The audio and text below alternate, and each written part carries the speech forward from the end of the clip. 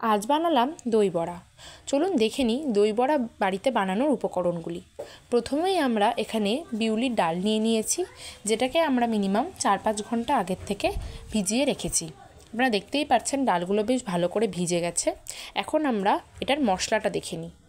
মশলাটা বানানোর জন্য আমাদের এখানে যা যা জিনিস লাগবে, প্রথমেই আছে মৌরি, ধনিয়া, জিরা, কালো লবণ, শুকনো লঙ্কা এবং কটা গোলমরিচ। এটা দিয়েই আমরা মশলাটা বানাবো।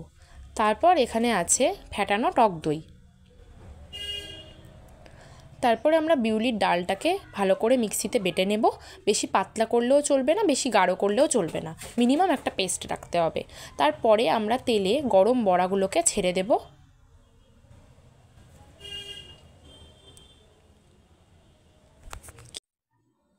এবং বেশ কিছুক্ষণ ভেজে নেব। বেশ কিছুক্ষণ ভেজে নেওয়ার পরে আমরা দেখতে পাবো বড়াগুলো বেশ একটু লাল লাল হয়ে গেছে। যখন একটু লাল লাল হয়ে যাবে তখন আমাদেরকে বড়াগুলোকে নিয়ে দইতে দিয়ে দিতে হবে। ফ্যাটানো দইতে আমরা বড়াগুলোকে দিয়ে দেব। আমরা সব বড়াগুলোকে ফ্যাটানো দইটার মধ্যে দিয়ে দিয়েছি। এবার আমরা এর উপর দিয়ে যে গুঁড়ো মশলাটা বানিয়েছিলাম সেই গুঁড়ো মশলাটা উপর দিয়ে দিয়ে দেব।